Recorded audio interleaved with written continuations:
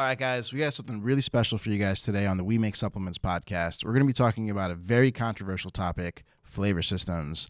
I got none other than Sean Marszalek here to talk about flavor systems with us. How's your day going? Doing well, Ankur. How are you today? I mean, I'm doing good, man. I think you're kind of like the original man that taught me how flavor systems work and what goes into making a flavor system. But I feel like no one at home understands it at all, right? So let's talk about it. I mean, like when you want a chocolate protein, do you just like go buy some chocolate flavoring from one place and dump it into a tub of protein and like mix it with like a stick and like all of a sudden it's chocolate protein? Like how does it work?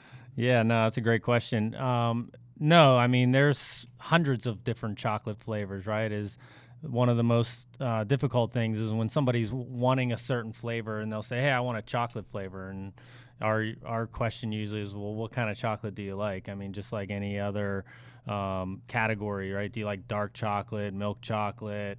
There's so many different types of chocolates that you got to try to figure out what the customer wants first, right? And there's hundreds of chocolate flavors.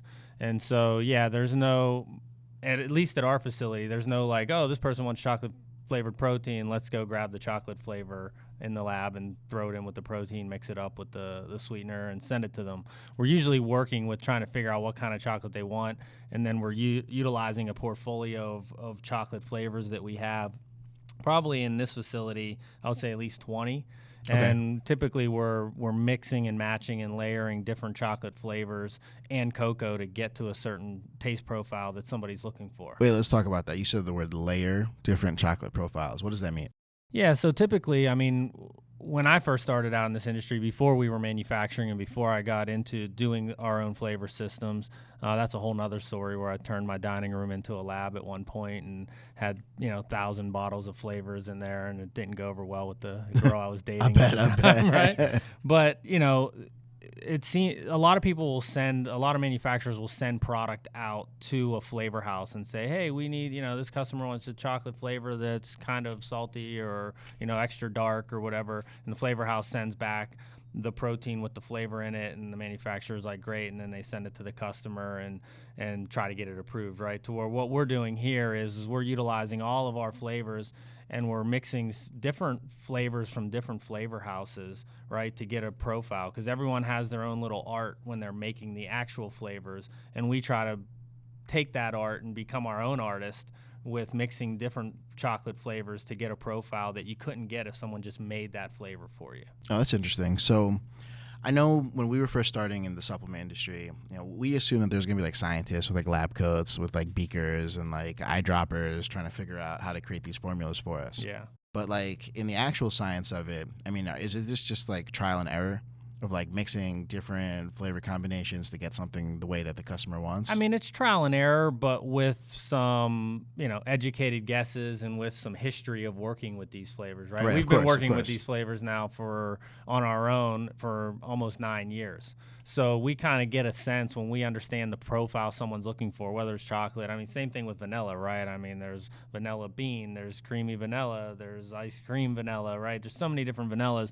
Once we get that sense, then yeah, there is some educated guessing going on with utilizing different flavors and getting feedback from the customers. But typically, like when we're providing a flavor sample to somebody, I don't want to speak categorically across the board, right? But I mean, we usually get within the second sample we send them, they're usually happy. So we send them something based on the initial feedback that they're asking for. They might taste it, say, hey, I want this to be a little bit more sweeter, or hey, can you add a little bit more, kind of like a vanilla caramel type twist to this. We take that feedback, we get them a sample, and we're pretty good at kind of making that educated guess just based on our history with working with flavors. All right, well, forget chocolate. Chocolate's easy. Yeah. Like, how are you doing these new trending flavors? There's stuff like Cinnamon Toast Crunch, Apple Jacks, Kit Kat. How does all that happen? I mean, do you end up calling like Post or Kellogg saying, hey, we're trying to make your cereal? Or is there someone in the back that's sitting there mixing all these different things together to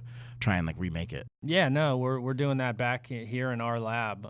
You know, we can basically take any flavor that somebody wants. I know there was a customer at one point that wanted a flavor of a famous cookie in Australia, right? There's a famous cookie in Australia called Tim Tam. Okay. Right? I never heard of a Tim Tam, Yeah, and I don't think if you live in the U.S. you would never hear of it. So, you know, we bought some Tim Tams off of Amazon, I believe, and we tasted these cookies, and then we got in the lab and started saying, okay, well, how do you get that little twist? So, you know, sometimes you're starting out with a vanilla base and you're adding these different things to it, or the cereal proteins to your example. You know, how are you getting that cinnamon flavor into something? Are you adding different bits? We do have suppliers that provide the cereal bits and stuff like that, but you still got to create the flavor around it. It's not like you're having a vanilla protein and just throwing in a Cinnamon Toast Crunch bit into there and all of a sudden it tastes like Cinnamon Toast Crunch. There's typically, like on our vanilla flavors and some of our unique flavors, there's sometimes anywhere from typically 2 to up to 5 different flavors in a flavor system. Okay. Yeah. So I know it's more of an art than it is a science. We're going to jump into something really controversial now. Okay, owning your flavor system. So I know most manufacturers wouldn't even tell me how they made our flavors. And whenever I got these spec sheets, it would break down, you know, this is the protein content, or if it was like a pre-workout, these are all the stems, these are the things, and then it would just say flavor system. Yeah. So what's that about? Like, why is it that manufacturers hold out on letting you know what's in the flavor system? Yeah, I mean, that's a great question. So when it comes to the flavor systems, obviously there's a lot of time. Like I said, we've been doing this for 9 years, right? Right. And so there's a lot of time and effort and knowledge and skill and artistry that goes into creating flavor systems. And when you have a reputation of creating great flavors for whatever category, proteins, BCAAs, whatever it is, you know, there's a lot of IP that's involved in that, right? So if somebody wants to come over and have you do some product development and then says, oh yeah, and I want my flavor system for this, and it's, you know, they haven't done any business with you, you don't know if they're going to do any business with you, now all of a sudden you're spreading around this knowledge and know-how to people that may or may not do business with you, right? Or may take that flavor system and say, hey, look, that's great, but you know, you came in 20 cents higher on your quote, so I'm taking your flavor system because I liked it better, and I'm going to give another manufacturer the business, right? So it's kind of so you got to sauce. Protect yourself a little bit against that. Yeah, there's some secret sauce there. That being said, I also understand the customer side of this, right?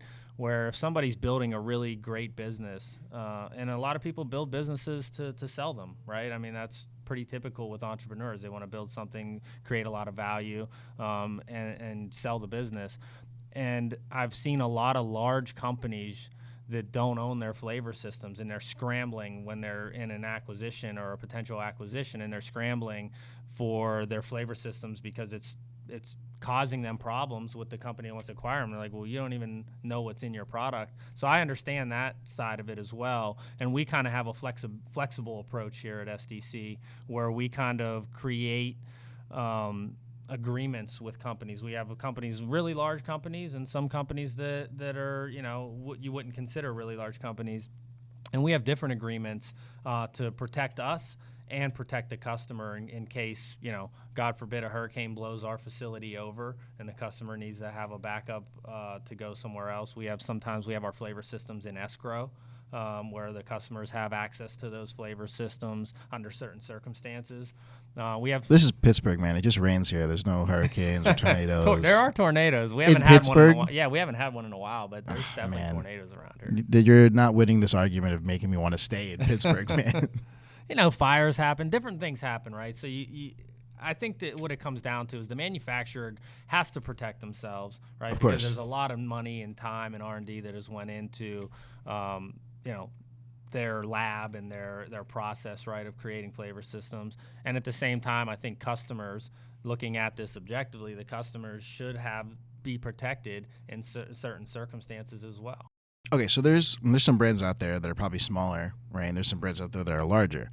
I mean, at what point is the right time to have that conversation with your manufacturer?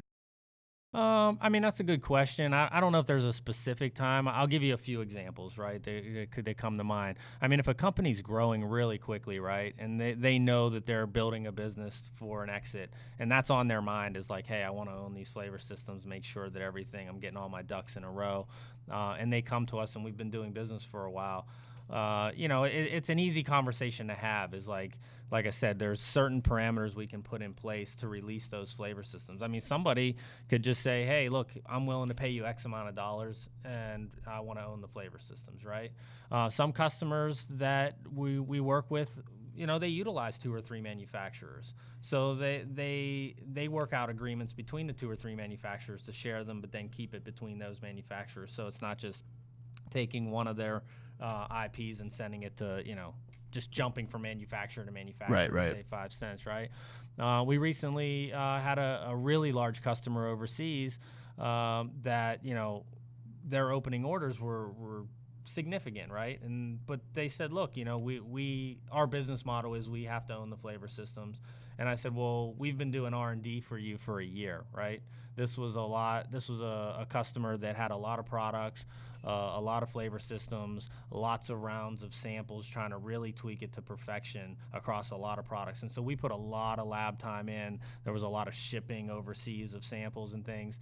And so in that discussion, I said, look, well, I'm okay with you owning your flavor systems, but as you can see, we put a lot of time into this and a lot of effort. And to have that just turned over and, potentially lose that business after one order, then, obviously you can understand the liability that creates for me. And so we worked out an agreement that they own their flavor systems after, X amount of dollars in business that comes through SDC. Or another customer, it was a time period where after 2 years of an exclusive manufacturing contract, with obviously clauses in there that say if we can't deliver for whatever reason, we'll release them sooner.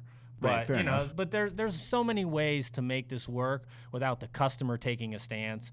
Because some customers will be like, oh, I want my flavor system or not give me business. And if, depending on where that relationship is, it might be like, okay, that's fine, Or it might be a customer that says, look, we've been doing business a really long time, and there's things changing with my business and I want access to them. And we work out how to make sure that they feel comfortable that they have access to them. Okay, well, let me take a second to educate. Which is very unusual in this industry, by the way, I may add. I mean, there's nothing unusual about this industry ever, right? So, but let's take a second to just educate, on a layman level, right? There's probably only 2 times that a brand ever needs their flavor system, right? One, when they're going international and they need to do registration documents where the Ministry of Health of that country needs to know every little detail about that product, right? And I think 2 is when you're trying to sell your company, right? Because at that point, they don't want to risk that any of that IP about what's in the product is missing. Yeah. There's a third one. What's the third? Well, look, some brands are large enough where they do want to have spread their liability around from supply chain. Oh, right? Different manufacturers. So they have a couple different manufacturers, and they want to be able to utilize that and make sure that they're protected. Obviously, as brands are growing and becoming larger, they're diversifying their risk a little bit. So let's talk about that. I mean, in the history of us being in the industry, I mean, have there been scenarios that you could think of where like a manufacturer's gone up and then gone down, and all of a sudden their client list just got screwed over, and it's like they're scrambling to find someone new? Yeah, I don't have any in particular names, but obviously, I've heard the stories. Let me rephrase that. I've never been close or had a relationship with a manufacturer that went up and then kind of went out of business. But I've heard of stories through customers of where they were at in one place and that manufacturer either sold, went out of business, whatever the case may be, and they did have some issues scrambling. I've never seen a scenario where a brand had to scramble because the manufacturer shut down, right? But what I have seen is that manufacturers fall apart in how they operate. Right. And then, all of a sudden from a 12-week lead time, it turns to 26 weeks. And they're like, oh, shit, I need to go find another manufacturer. Right. How else am I going to manage this whole situation? But speaking of that, so then let's say that manufacturer 1 doesn't want to give manufacturer 2 the flavor system. What does manufacturer 2 do?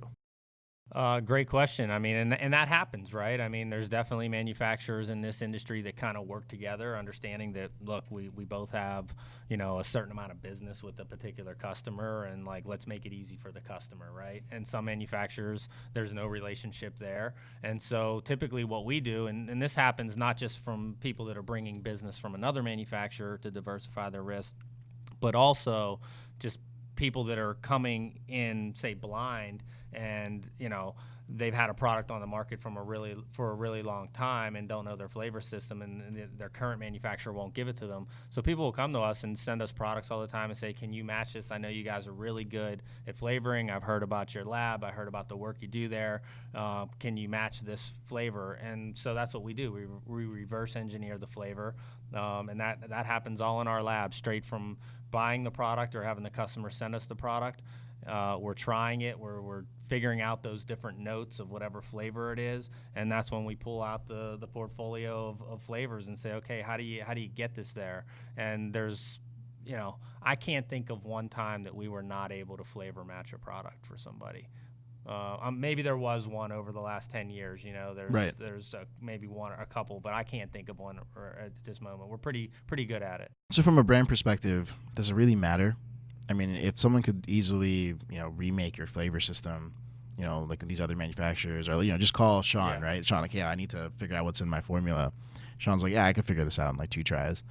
I mean, does it really matter? It's becoming irrelevant, right? I think 10, 15, 20 years ago, it was a big problem just because I think the technology of flavors was not there. I think the artistry of flavoring wasn't really there.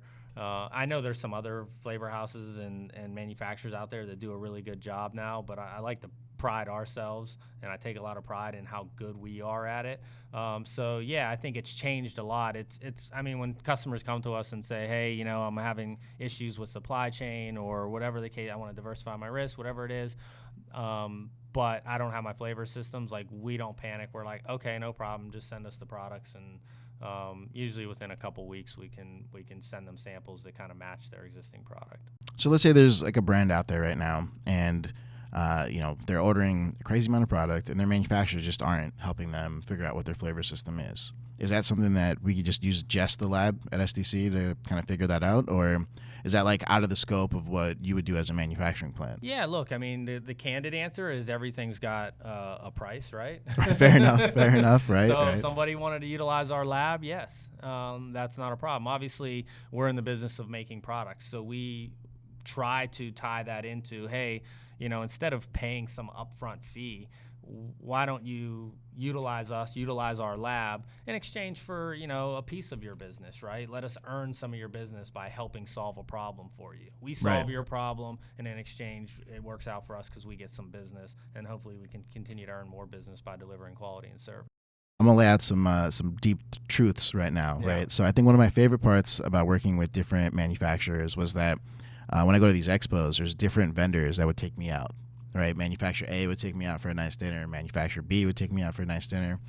My favorite experience ever was I show up to this dinner, right, and I bring a couple of the team members over, and we're about to get some surf and turf, right, because this is an expo. I've given this guy millions of dollars in the year. He's got to take me out, right? Yeah, he's gonna do it right. This guy called one of his vendors, the people that he buys like flavor systems and things from, to take us out.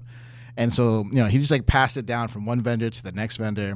That guy called a different vendor to come by. So the last guy at the end of this chain was one who had to pick up the tab for the whole group. Hey man, that's a pretty smart move on your manufacturer's part. I was like, this is amazing. But what was so interesting was I was surprised that he would introduce me to the guy that was buying like the bulk of our BCAA flavor systems, right? Yeah. And it was just like one house that was providing like the fruit punch that I don't think they were flavor layering at the time. But I was shocked, and I was just like, so can I introduce you to my other manufacturer?